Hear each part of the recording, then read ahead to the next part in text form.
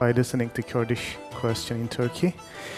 My title is A Peace That Frightens Liberals. I know it sounds some awkward because liberals are known as the strong supporters of the peace. But by peace here, I mean the solution process. Actually, this is the second step of the Justice and Development Party governments to solve the Kurdish issue. In 2009, there was first step. It was called Kurdish Initiative, and this process was wholeheartedly supported by the liberals. Because, as Professor Ziya Önüş argues, that the picture was very clear in 2009. There were two blocks. On the one hand, there was a conservative globalism. It was pioneered by Justice and Development Party, and the main philosophy of the conservative globalism is supporting the EU, democratization, and respect for human rights, blah blah. And the liberals wholeheartedly supported the arguments of the conservative globalism against defensive secularist bloc, which are represented by RPP, Republican People's Party, and the Nationalist Movement Party.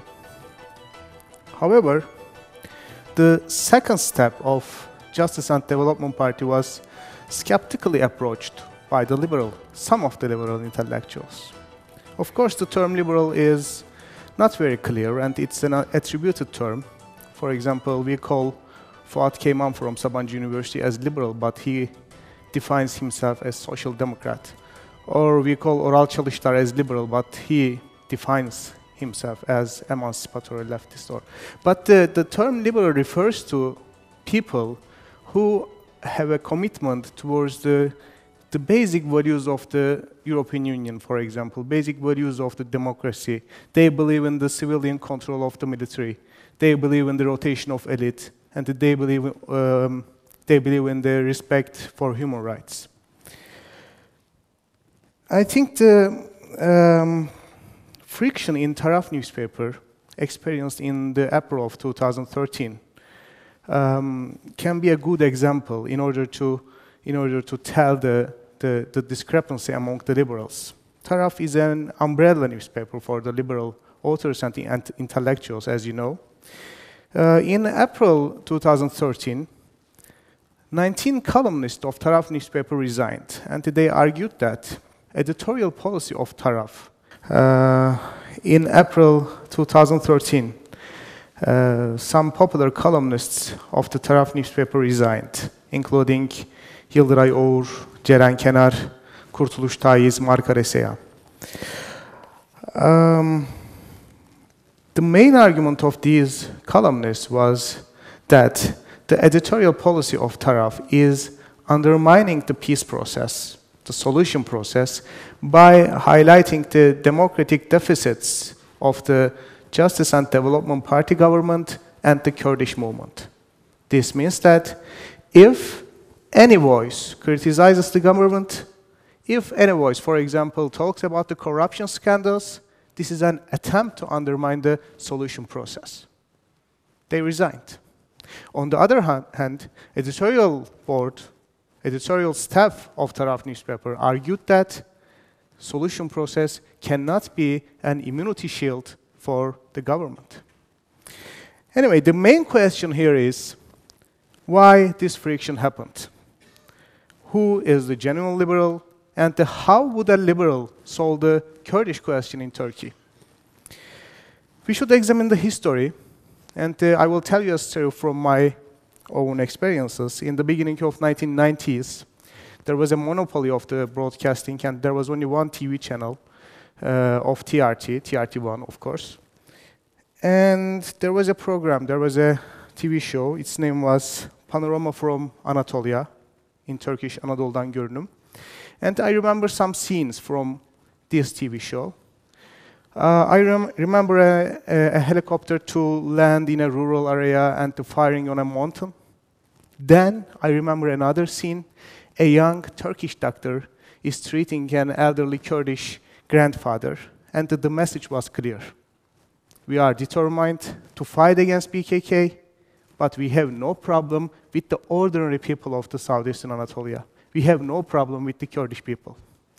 And the main discourse of the Turkish state was defining PKK as a bunch of bandits, a group of maniacs without any rationality, or representative of the Zoroastrianism in Turkey, or extension of the third powers, who are the enemies of Turkey. However, two phenomena indicated that this is not the fact. First of all, Turkish state's struggle against PKK was not as clean as it reflected.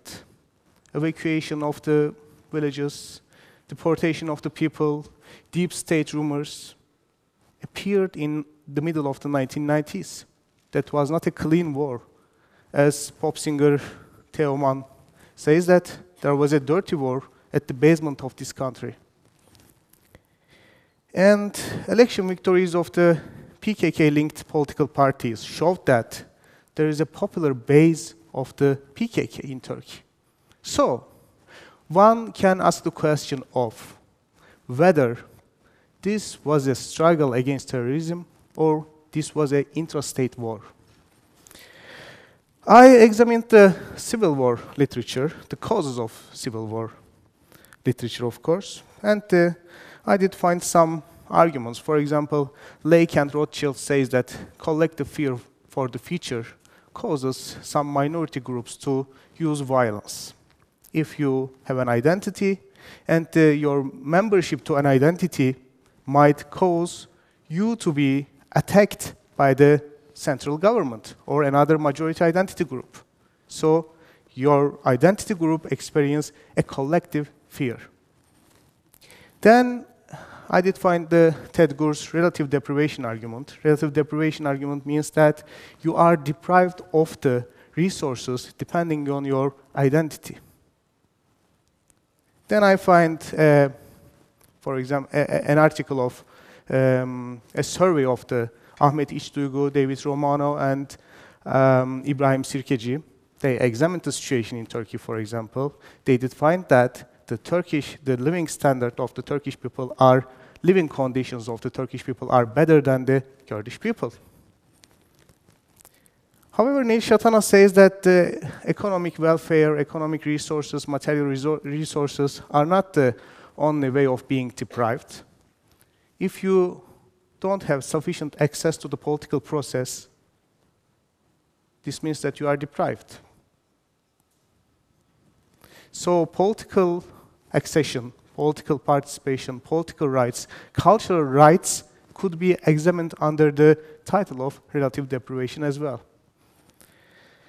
Fear of assimilation of the Kurds, using the military solutions in order to settle the issue. And as I said before, the better living conditions of Turks than the Kurds, and the banned political parties of the Kurdish political movement says something, is telling something, that this could be an intrastate war, a civil conflict, rather than a terrorist movement or struggle against terrorism. And I also checked the operational definition of civil conflict. I did find some definitions of singular, small, and some bunnies. And I made an analysis. I collected the data. We don't have any PowerPoint here, but you can read my article. Anyway, you can find the detailed form of my data. I think the annual combat-related death numbers are very similar to the operational definition of these scholars. So, if we define the war against PKK as a civil war, this changes our peace-building policies as well. If this is a civil war, we should apply post-civil conflict peace-building literature. According to Barry Posen, post-civil conflict societies are very similar to the separate states in the international system. This means that the Kurds and Turks are very similar to two independent separate states, actors of the international system, like Azerbaijan and Iran, like Iran and Syria, like Saudi Arabia and Egypt. So this means that there will be a security dilemma between post-civil conflict groups. There will be security dilemma between Turks and Kurds. In order to understand whether the friction among liberals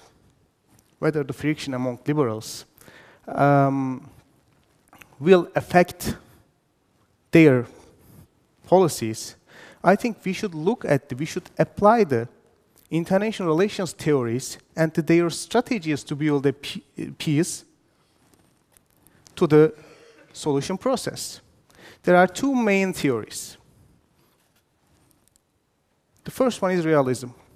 According to realism, there is an anarchy in international system, and the state's survival is the main stress, main aim, main goal, and the states act in order to maximize their interests, so they can fight with each other. This is very natural. However, this is not the only way of survival for the states. They can also make peace with each other. And peace is defined, according to realism, as the absence of war. However, peace is not something ideational good. Peace is a strategy. Peace can be violated if context, if necessities change. If a state prefers to make peace, that means that this state needs to make peace. Okay. In 1970, for example, such a realist peace happened in Iraq, March Proclamation. In 1970, Ba'ath Party was on power in Iraq. However, its regime was not very consolidated in Iraqi politics, and Saddam Hussein was in the Iraqi politics, and his position in the Ba'ath Party was not consolidated as well. So, Ba'ath Party should not consume its energy by dealing with the Kurdish question in Iraq. In 1970, Saddam Hussein went to Mullah Mustafa Barzani and said that, "We will give you an autonomy in the northern provinces of Iraq." Mullah Mustafa said, "Okay," but his son, Mesut Barzani, a young politician, came and asked a question to Saddam Hussein. "Okay, we will have an autonomy. However, what will be the regime type in the rest of Iraq? Will Iraq be a democracy?" The answer of Saddam Hussein is very interesting. "You will have an autonomy in the northern Iraq. The democracy of the whole country is not your business." Then, 4 years after, the Ba'ath Party had consolidated its power in the Iraqi political system. And Saddam Hussein was a stronger figure in the Ba'ath Party and in Iraqi politics. March Proclamation was cancelled, and the offensive of the Baghdad towards the northern provinces started. This means that if peace is made in accordance with your strategic needs, it becomes volatile. It becomes contextual. On the other hand, liberals argue that states are naturally aggressive. This is available in their nature. However, interaction of the non-state actors might compel states to make cooperation. If non-state actors interact in terms of trade, in terms of sociological things, anyway, at the end of the day, states, authorities, will be prisoner of this structure. So interaction is necessary. However, for interaction to occur, polity types, regime types of the states should be democratic. Property rights should be immune from any intervention of the political authorities. Democracy is necessary condition for interaction to occur among different societies.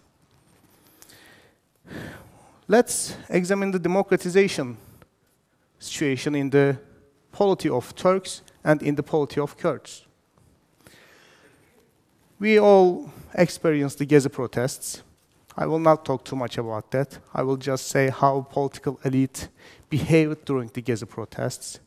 Chief advisor of the Prime Minister or President Erdogan argued that the famous telekinesis argument. The mayor of Ankara argued that the Gezi protesters are preparing a nuclear bomb in the tents in the middle of the Gezi Park. And police brutality killed 7 civilians during the protests. And the international observers, international media, international organizations criticized the government. And in December, we experienced the graft probe. And we are still observing how executive body is intervening into the decisions of the judiciary body. During the graft probe period, we also listened some tape records, how Prime Minister is calling some media boss, media owners, journalists, and shaping the broadcasting policies of the media. At the heart of the Istanbul city, thousands of people are gathering and protesting the government, and we are watching Penguin documentaries.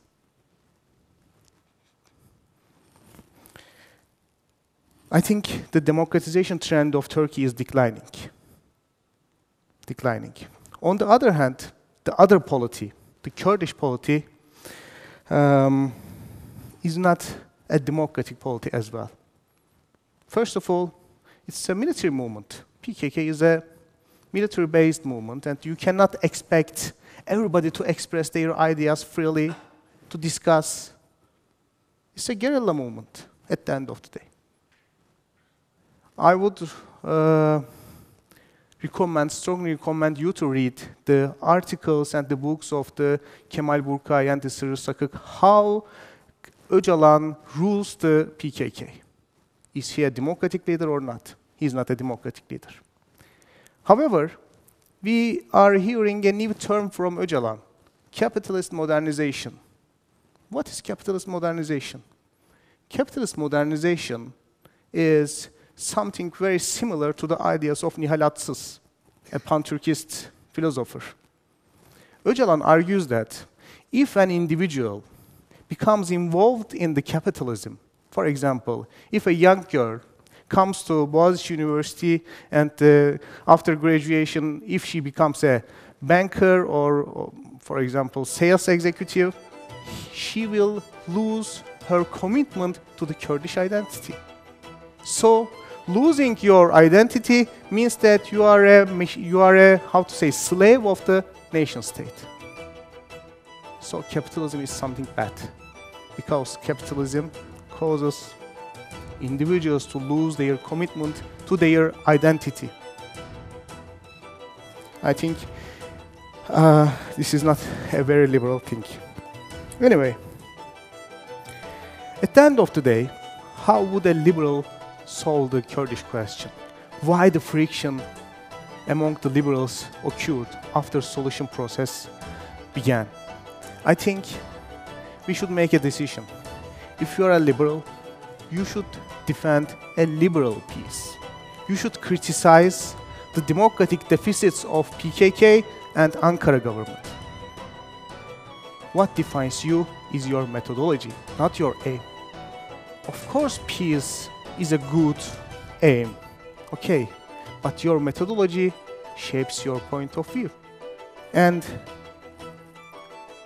this discussion should be concluded by saying that a liberal should focus on the regime type and should underline the argument that undemocratic regimes cannot produce perpetual peace. Thank you very much.